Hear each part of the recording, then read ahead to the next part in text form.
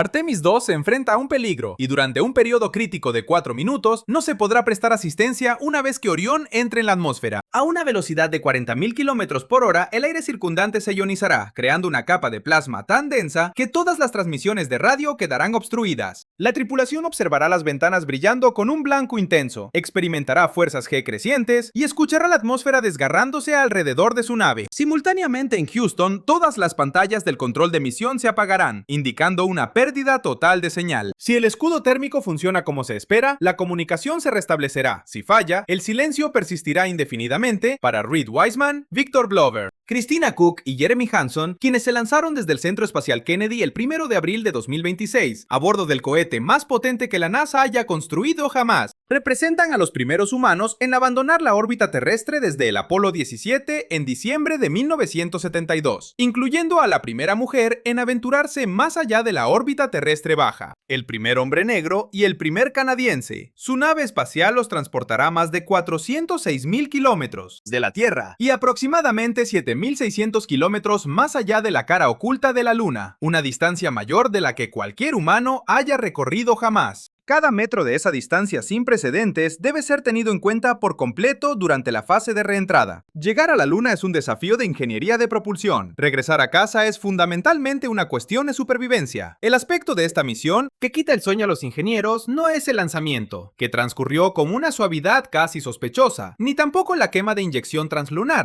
que impulsó a Orión hacia la Luna a velocidad de escape, ni los 50 minutos de apagón de radio, mientras la tripulación pasa por detrás de la cara oculta, donde ninguna señal terrestre puede alcanzarlos. En cambio, son los últimos 10 minutos de todo el viaje de 10 días, específicamente una ventana de aproximadamente 4 minutos durante el pico de la reentrada atmosférica, cuando el exterior de la cápsula alcanza temperaturas superiores a los 2760 grados Celsius, la tripulación pierde toda comunicación con el control de misión, y la eficacia del escudo térmico es binaria. No hay opción de abortar, no hay plan de contingencia, y no hay un segundo intento si surgen complicaciones durante esos 4 minutos. Nadie en tierra puede intervenir, y la tripulación tampoco tendrá tiempo para tomar ninguna medida correctiva. Una cápsula que regresa de la Estación Espacial Internacional reentra a aproximadamente 28.000 km por hora. Aunque esa velocidad es considerable, las tensiones térmicas se comprenden bien gracias a cientos de misiones anteriores. Orión, sin embargo, reentrará. La velocidad de entrada superó los 40.000 km por hora, alcanzando Mach 32, que es 32 veces la velocidad del sonido, marcando la mayor velocidad jamás alcanzada por un ser humano. Al viajar a tales velocidades, las moléculas de aire delante de la cápsula no pueden dispersarse, lo que las lleva a comprimirse y formar una onda de choque. Estas moléculas luego se sobrecalientan y se ionizan en plasma, lo que hace que la temperatura de la superficie del escudo térmico supere los 2760 grados Celsius. Para contextualizar, el acero estructural se funde típicamente a aproximadamente 1370 grados, mientras que el titanio comienza a fallar alrededor de los 1670 grados. La fibra de carbono y la estructura de titanio de un módulo de tripulación Orión se licuaría en menos de un segundo sin una protección adecuada. Esta protección crucial se conoce como AVCOAT. Los ingenieros se refieren a AVCOAT como un escudo térmico ablativo, diseñado específicamente para degradarse intencionalmente a medida que la nave espacial reingresa con fuerza en las capas superiores de la atmósfera. La capa externa sufre carbonización debido al calor intenso, y este proceso de carbonización absorbe eficazmente grandes cantidades de energía térmica. Posteriormente, el material carbonizado se erosiona en la corriente de aire, llevándose el calor absorbido. De esta manera, el escudo se sacrifica progresivamente, capa por capa.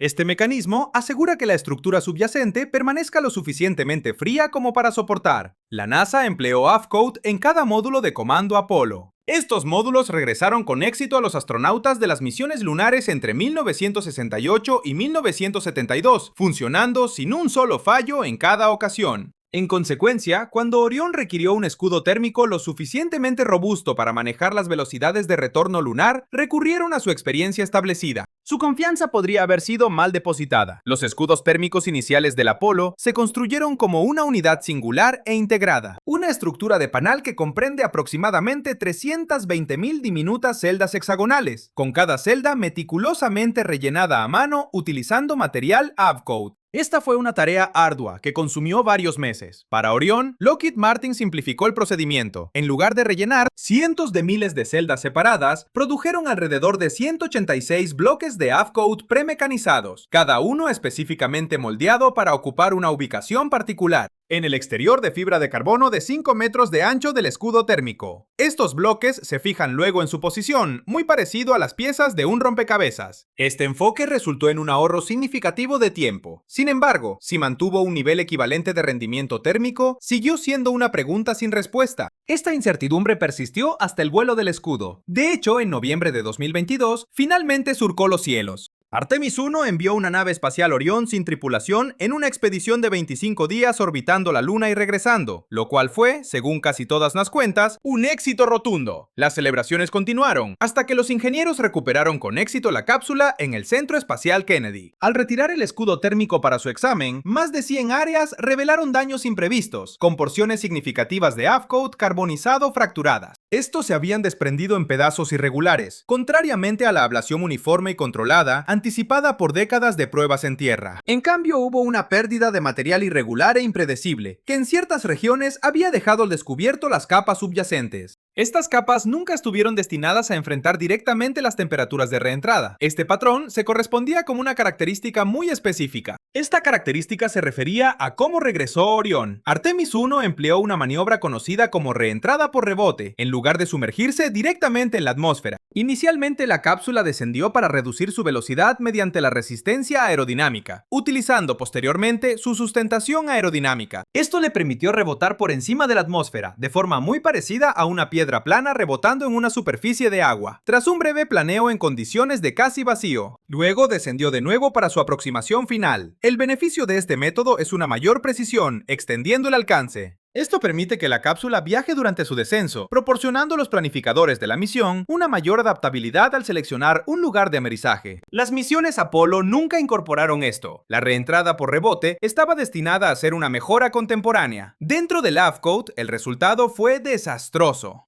Durante la fase de rebote, a medida que la cápsula ascendía de nuevo por encima de la atmósfera, el calentamiento externo disminuyó considerablemente. Esto inició una reacción en cadena. El AFCOAT genera gases internamente durante la ablación mediante pirólisis, que es esencialmente combustión sin oxígeno. Bajo un calor intenso prolongado, estos gases escapan hacia el exterior a través de la capa de carbonización permeable. El sistema es inherentemente autorregulador. Sin embargo, cuando el calentamiento cesó durante el rebote, la capa de carbonización se volvió más densa, menos porosa y menos permeable. El AFCOAT subyacente permaneció lo suficientemente caliente como para seguir generando gas, pero este gas no tenía vía de escape. La presión se acumuló dentro de los bloques, y a medida que la cápsula descendía de nuevo para su segundo paso, estas bolsas presurizadas se rompieron. Esto provocó que el material carbonizado se desprendiera del escudo en fragmentos. Hay un aspecto particular de la investigación que recibe atención insuficiente. A pesar de más de 100 áreas de pérdida de carbonización imprevista, la temperatura dentro de la cabina de Orión nunca superó los 20 y tantos grados Celsius. El rendimiento térmico superó las expectativas. El AFCOAT cumplió eficazmente su función de aislamiento térmico. El problema, sin embargo, fue que el material se estaba desintegrando internamente mientras lo hacía, y nadie podía prever con precisión dónde o en qué medida se desprendería más material. Un escudo térmico con pérdida errática de material es comparable a un paracaídas que se despliega, pero que podría tener perforaciones arbitrarias. Probablemente te desacelerará, aunque el alcance exacto sigue siendo incierto. La NASA optó por no sustituir el escudo térmico para Artemis 2. La capa protectora ya estaba construida y fijada al módulo de la tripulación. Su reemplazo habría prolongado el programa varios años,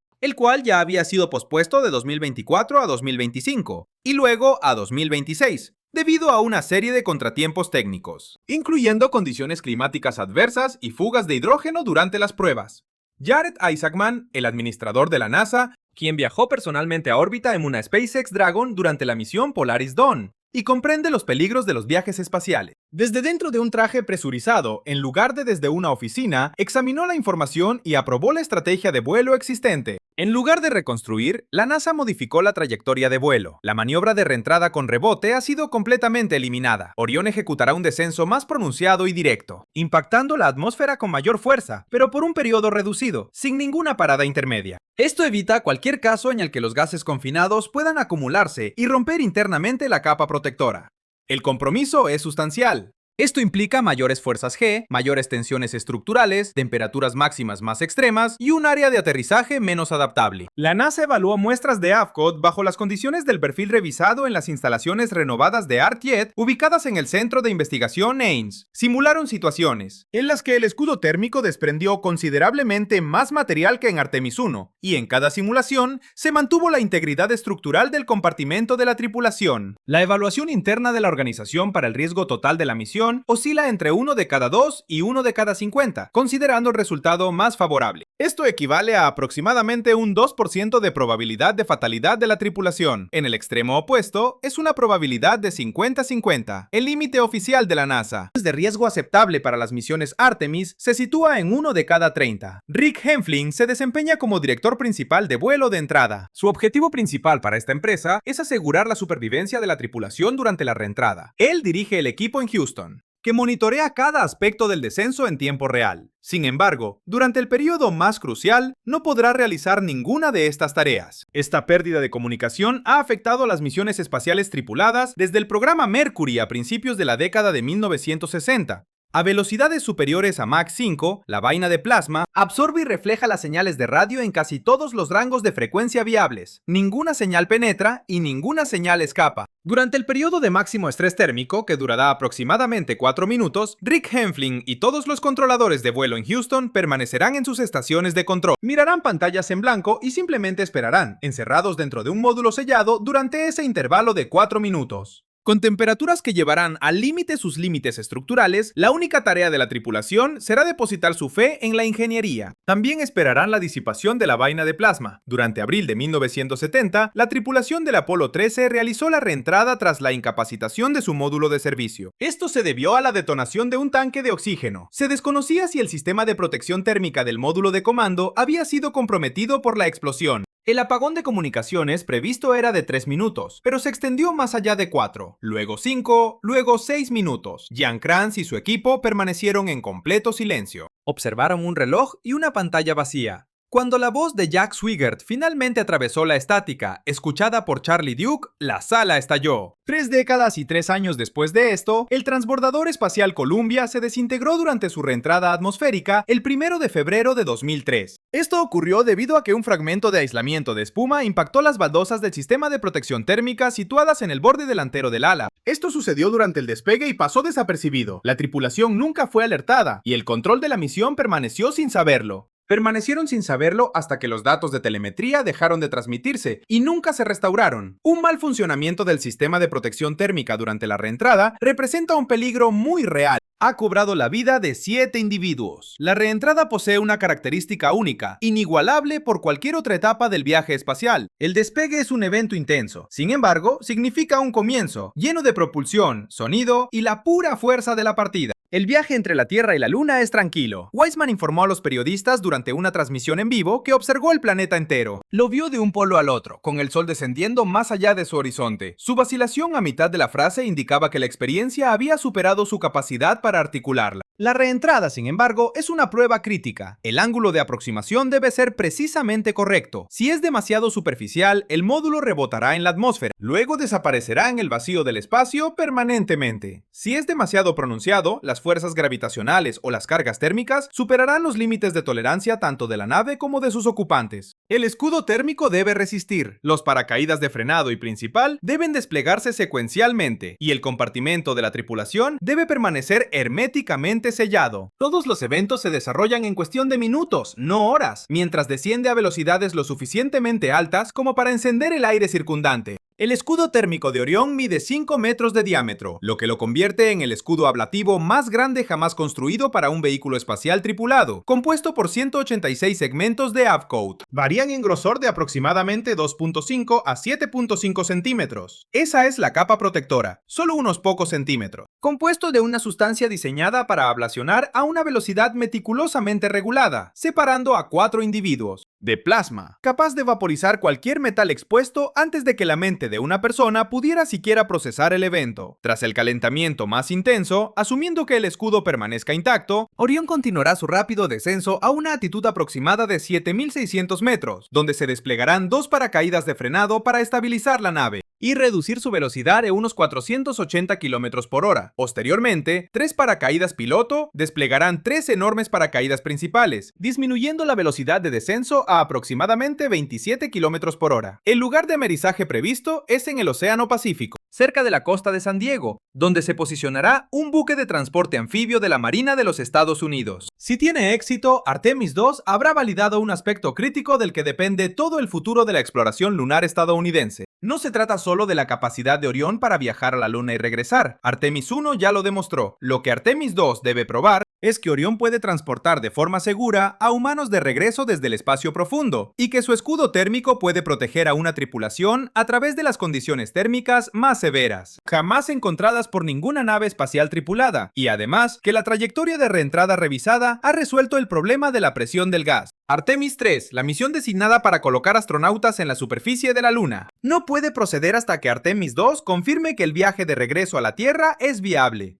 Existe un aspecto adicional a los riesgos de esta misión. Más allá de la narrativa del escudo térmico, la tripulación se embarcó durante el cenit del ciclo solar 25, un periodo en el que el Sol exhibe su mayor volatilidad. Una vez pasados los cinturones de Van Allen, un evento de partículas solares solitario y significativo podría impartir una dosis de radiación sustancial. Orión posee un refugio compacto contra la radiación dentro de la cápsula, representando el área más protegida donde la tripulación puede reunirse. En caso de que ocurra una tormenta solar, la idoneidad de este refugio para el peor de los casos nunca ha sido verificada con ocupantes humanos. Cada uno de los 4 miembros de la tripulación examinó la investigación del escudo térmico. Vieron las imágenes que mostraban el daño sufrido por Artemis I. Analizaron la trayectoria de descenso revisada, las cifras de riesgo asociadas y los resultados de las pruebas. Comprendieron las implicaciones de una probabilidad de 1 en 50 y lo que significa una probabilidad de 1 en 2. A pesar de esto, entraron en la cápsula. Reed Wiseman dedicó años. Aterrizar aviones de combate en las cubiertas de portaaviones durante operaciones nocturnas es similar a intentar estacionar un vehículo que viaja a 250 km por hora en una plataforma en movimiento. Esta operación, realizada en completa oscuridad sobre el vasto océano abierto en una superficie comparable a una cancha de tenis, es algo que Victor Blover, un veterano de misiones de combate, ya ha experimentado, habiendo residido en la Estación Espacial Internacional. Christina Koch logró una hazaña récord, pasando 328 días continuos en órbita, lo que en ese momento representó el viaje espacial continuo más largo realizado por un astronauta. Jeremy Hansen, un expiloto de combate de CF-18, es el único individuo entre los miembros de la tripulación que aún no ha viajado al espacio. Aproximadamente el 10 de abril, Orión alcanzará su punto de interfaz de entrada, situado a 122.000 metros sobre la superficie de la Tierra, donde la densidad atmosférica se vuelve suficientemente significativa. El módulo de servicio, construido en Europa, ha sido fundamental para suministrar energía, propulsión, agua y aire respirable durante toda la misión. Se desprenderá del módulo de la tripulación y posteriormente se desintegrará al reingresar a la atmósfera, quedando a la zaga de la nave principal. Antes del reingreso, todos los componentes desechables son eyectados. Esto incluye el sistema de aborto de lanzamiento, los propulsores de cohetes sólidos, los motores de la etapa central y el módulo de servicio. De forma incremental, cada parte del cohete, que tenía la altura de un edificio de 30 pisos y transportó a 4 individuos desde la superficie de la Tierra, ha sido desprendida hasta que solo persiste la cápsula.